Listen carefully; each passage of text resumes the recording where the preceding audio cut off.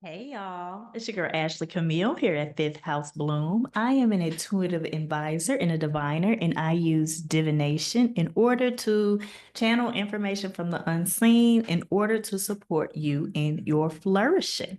I am here to deliver the channeled message for the Cancer season. And so, even if you are not a Cancer, this is collective energy. This is energy for you all.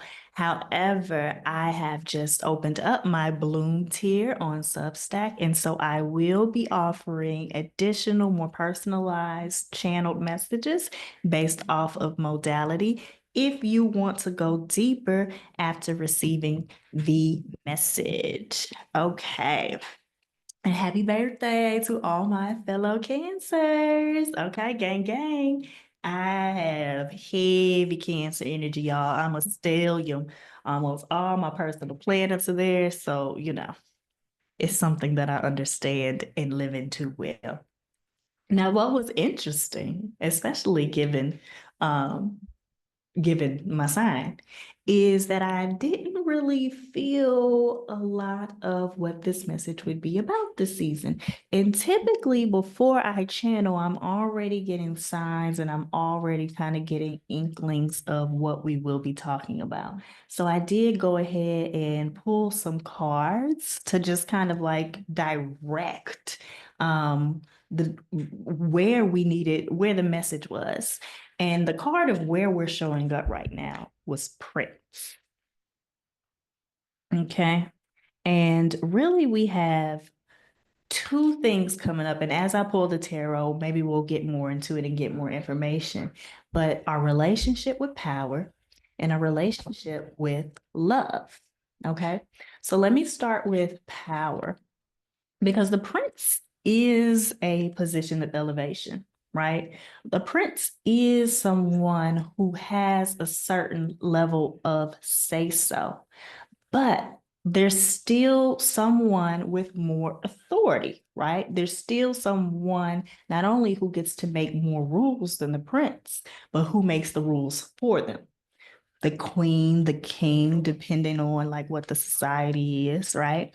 And so, really, what we are being tasked with this season is to explore our relationship to our personal power. What has authority over us? And not only to explore that within our individual lives, but to look at that within the systems that be, right? What must happen in order for you to operate within the fullest authority of your power? Oh, and thank you. And also, who is determining the way that you move? And so this feels a lot about what you value, what is reflected in our lives, what behaviors and actions that we are participating in. Are those from your own autonomy? Or that is that from your own work? Is that from your own sense of self? Or is there someone or something that still is in control and determining the way that you move? Essentially, it boils down to what is the source of the decisions that you make. Okay. Let's pause. I want to get into the tarot for that, baby. We read. And then we have this element of love, right? And our connection to it. I peeked ahead. This is not an astrology reading, but I did peek ahead into like what was happening with the transits for this season and in July. And a lot of them have to do with Venus, which I thought was really interesting, especially as it came up in the cards that I pull, right? Our relationship with love. And while I love and think it's essential to explore the relationship with love and yourself because you cannot separate it, this really did come up as far as connection. This really is coming up as far as our relationships. This really is coming up as love as a source of power, right? Love as what fuels us. And again, what is showing up in this Prince position is kind of like there are opportunities for us to go deeper and for us to expand more. Now, for some, and we'll get into it probably in the individuals, it feels like there's an opportunity for some romantic love to pop off, right? Like if you were in a relationship, a deepening, if you are looking for a relationship, a potential of something that is really, really, really life affirming, right? But this is not exclusive to romantic relationships, especially as we are moving into Cancer season, the nurturer of the zodiac, the tender love, that love of like making you belong, making you feel seen, making you feel known, right? And so that is what we are really exploring, especially as, thank you, our own individual patterns of how we have sought that out. How are we operating when we are seeking love, right? How are we operating when we are seeking to be known and to be witnessed? Are we at all, right? And so that what is called to question. When I pull for the challenge positions, it's showing a bit of distortions in the ways that we are going about exerting our own power, right? Um, for some, oh, that's what that is. Okay. In the liberator, right? The relationship with self here. Self-control, right? But there's a difference between being disciplined and trying to control yourself. There's something extremely restrictive, right? In the way, and this is not all, we're gonna go, there's three ways this is showing up, right? So take what resonates and leave the rest behind.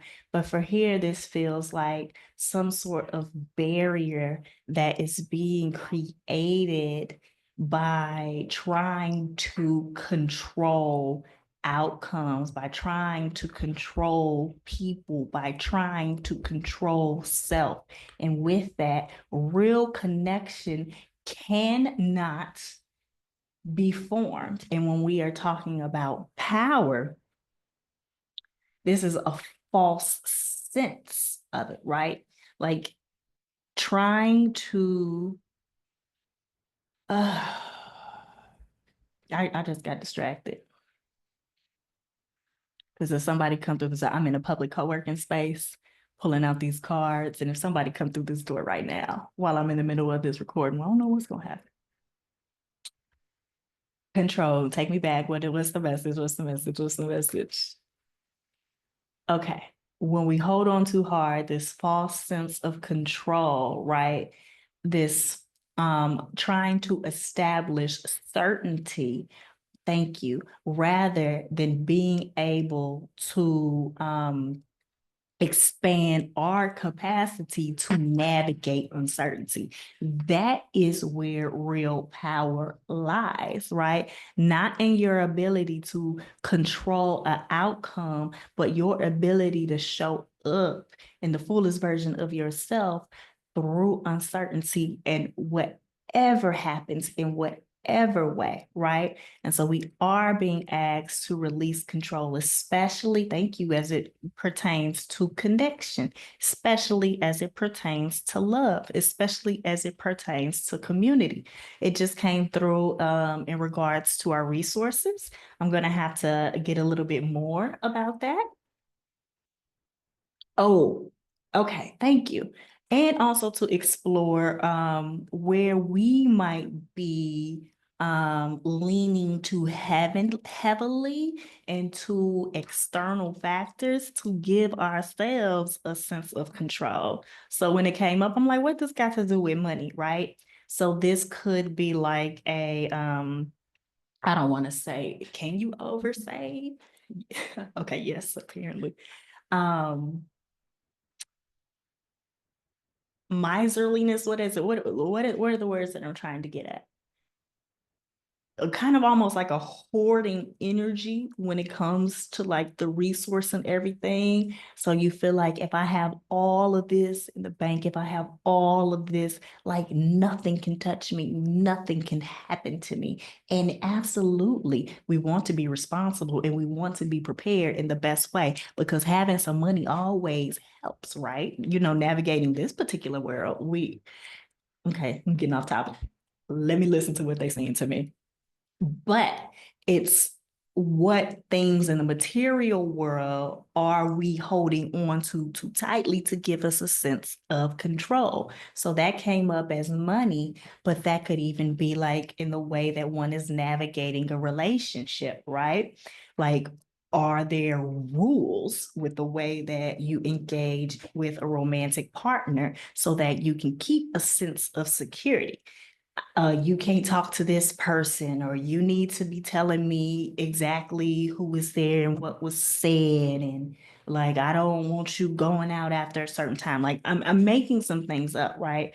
But examining the way that you might be placing the responsibility of being able to navigate uncertainty and insecurity, right? That's what uncertainty is, insecurity, and making someone else responsible through that with control and controlling actions. Okay, so this is really asking us to look at our behaviors, um, and look at the way that we might be using a false sense of security to give us a better sense of control and to start to liberate ourselves from that into something that is more freeing, right? Because the thing that happens, let's go back to like the money example, right? It might be that so much, and again, I gotta say, like, again, I am talking about being like responsibleness, right? But if you are missing out on opportunity and you are missing out on experience because, you know, this is giving that sense of safety and control, but now there's nothing available for you to be out there connecting with your life, that is when it becomes more of the block. Other ways that this is showing up. Okay. It's getting clearer and clearer that like this is not power and love, that the two are together. Okay. So one of the other ways that this came up was the martyr. And I'm going to look at the martyr and the lover together because when they came out in the more challenging position, we're talking about self-abandonment, and then an overemphasis, centering, I guess we should say, one type of experience, one type of connection, one type of love that is really limiting our ability to be present in our lives and to form connections in other places, right? It is really keeping us outside of our own authority. Okay, of our own power, because all of it is being channeled into this particular way. Let's talk about the martyr in relationship to power. I think it's, you know, it's pretty clear, it's pretty plain. It's giving it away, it's self-sacrifice, it's self-abandonment, right? Here, where are you overgiving? Where are you doing more than you need to do? Okay.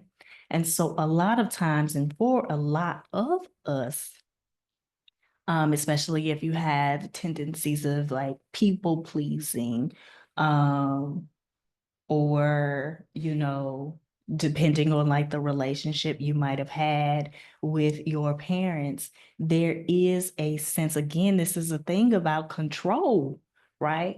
If I do this, if I show up in this way, if I make myself indispensable, if I give this way, if I put in all this effort, if they need me, oh, then I'll be loved, right? Or I'll be belonging. But this is extremely disempowering because it puts all of your authority outside of yourselves in the hands of someone else, of something else that will determine your worthiness. Imagine doing the most and getting the least. That's going to make this shit worse. Oh my goodness. Give me a second. I'm going to check in, take my time. And so this is asking us to pause and to take stock of, okay, here we go, what we are dedicated to, what we are devoted to. And a lot of times we move as if that has to be named, or if like I have to say that I am in devotion to something in order for it to be so. But you can look at your where your energy goes. That's what you're devoted to. That's what you're dedicated to, right? It might not be, it could be a positive or negative habit. It could be a thought pattern. It could be relationships. It could be a job. Where your energy goes is what you are devoted to. And so during this time and during this season, is that the most, where it is that the most empowering thing for you? Or do we need to shift in order to um, move into a more expansive version of your own power? Are we good? Oh, we've been going for a while already. I ain't even pulled the cards. And so what was interesting when it was talking about like what we are shifting into, it was the night, right? It was the night. Another card of romance, another card of loyalty. Um, and so that dedication piece is coming up again, right? But I thought it was very interesting to have start with the prince and then to end with the knight. This is the one who fights. This is the one who takes action. This is the one that ensures that the prince can operate within the power and the authority that they do have. There is a lot of power here. And while the prince might have the title and we're looking at it, right, we have to examine, thank you, what actions we take, what we are dedicated to, what we are committed to, what we are actually doing is the real reflection of power and authority. It's also still a growing energy. It's I don't want to say immature, it's a learning and it's a practice. And so this feels like a season and an opportunity for us to practice being in that authority, taking on different forms of power, right? And so that means taking small steps to shift outside of these distorted versions of how we are showing up in our power and in connection. Anything else? Yes. Okay. That was just reaffirming that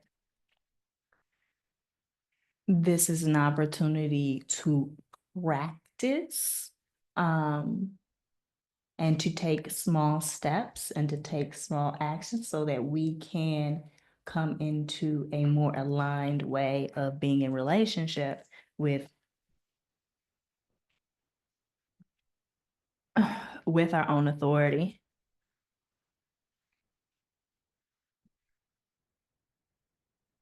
Give me a second. I'm gonna take my time.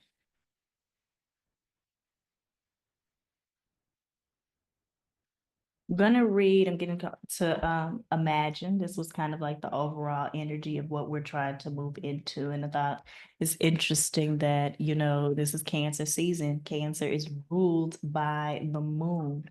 And so there is a lot of wisdom available to us from that. But let me go ahead and read. And then we'll get into these cards. I'm supposed to read the prosperity message as well. Okay. Who do you want to be? What do you need to believe in order to have the life you want? You were gifted with the power to imagine. If you can dream it, you can create it. This is the time when your imagination is the key to manifesting the life you desire. Spend time daydreaming, fashioning a vision board to help you see your goals, or meditating. Allow the power of your creativity to deliver images of what feeds your soul. Then allow your feelings to mingle with your inspirations and imagine these things being real right now. Then repeat. What you imagine will become your belief. That feels kind of like what I was talking about as far as dedication. Oh, thank you. Oh, thank you. Okay, so we are going to talk about the astrology a little bit. Venus is moving into Gemini, which is the mind, which is the thought processes, which is the way that we communicate, right? Which is the way that we process information. And so with that Venusian energy, it really does feel like imagination. And so we are being encouraged to pay attention to like our thoughts, right? Because again, not only is, energy the actual output of what you are doing, it's the way that you're thinking too. All right. And we tend to attract what it is that we believe in, what we're thinking of. Even outside of baby, I'm woo-woo all day.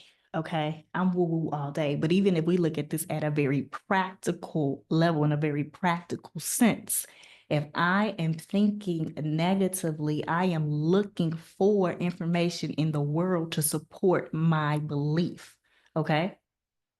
That is how it works. That's just how it works. If I believe something, I am more prone to focus my attention on the things that support my beliefs, right?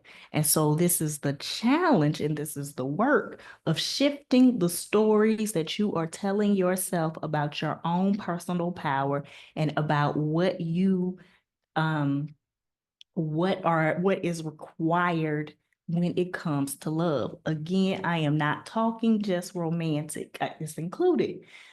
And so we have to shift into training our minds to imagine more expansive versions of everything for ourselves, honestly, but also to make sure that we are looking for the evidence that supports that what our imagination can build for us. All right. Then they repeat, what you imagine will become your belief. As soon as you will see these things come to pass in the outer world as if by magic. Let me repeat that because it didn't even make sense when I was reading out loud. My tone was off. What you imagine will become your belief. And as soon you will see these things come to pass in the outer world as if by magic. Hopefully y'all got that. It still didn't make sense to me. I added something. So. Okay, prosperity message. This is a powerful time to get clear on how you create your prosperity, what it means to you to be prosperous, and what attributes you need to develop in yourself to make things happen. Who do you need to be to live out your dreams? And as I'm saying this, don't forget that, girl. There is a sense that I don't think I really got into of the prince who is really operating under, the court, who is operating by the rules of the king and others. So let's just speak to us and to ourselves. Like this is the energy of being controlled in your life. This is the energy of others and other things and others' beliefs and societal's expectations setting the belief. And then the night is freer, right? The night is finding out through experience. The night is on an adventure. The night is alive, right?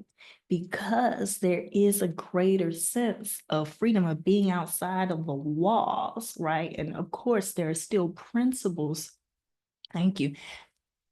Principles and values that this night is operating on. But part of this is discovering what that is for yourself, right? And so this is the opportunity to create these values, create this guiding principle for yourself through experience. Mm. Can you imagine the kind of life you desire? Really imagine it without holding back the sheer force of your powers of creativity. If you can envision it, you can have it. Get ready for prosperity is waiting for you to claim it now. Act as if your dreams really will come true. I love that. Act as if your dreams really will come true. I think we're going to name the reading after that. And it's so interesting like as I'm recording this now, we have Jupiter, which is like this adventurer, which is this expander who wants to learn through being out there, right? Learning their ideologies, learning their principles. What is the guiding force? Is coming into contact with Saturn and with Neptune. And while I said this is not an astrology reading, this is energy that will still be influencing us, because the reality of it is that we are in our own individual lives, personally and collectively, coming up against these situations and these scenarios that are really bringing this into question. Oh, okay, I'm going to get into the details of it all in the individual message for the blooms here, right?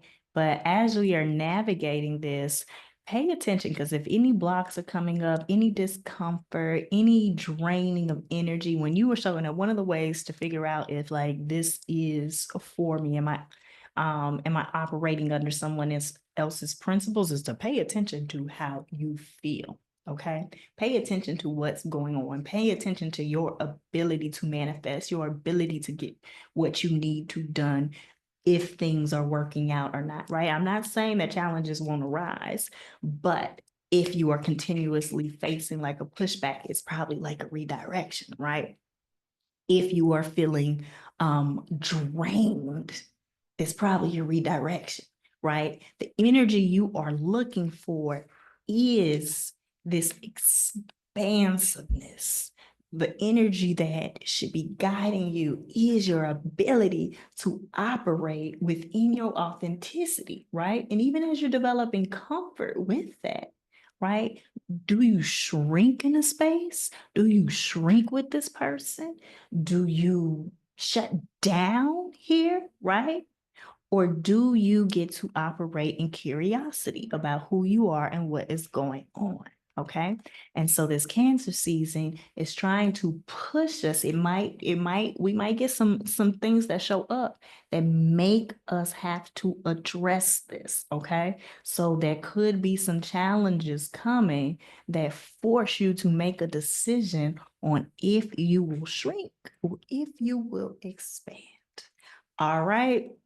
So I will be doing more personalized messages in the Bloom tier over on Substack. See you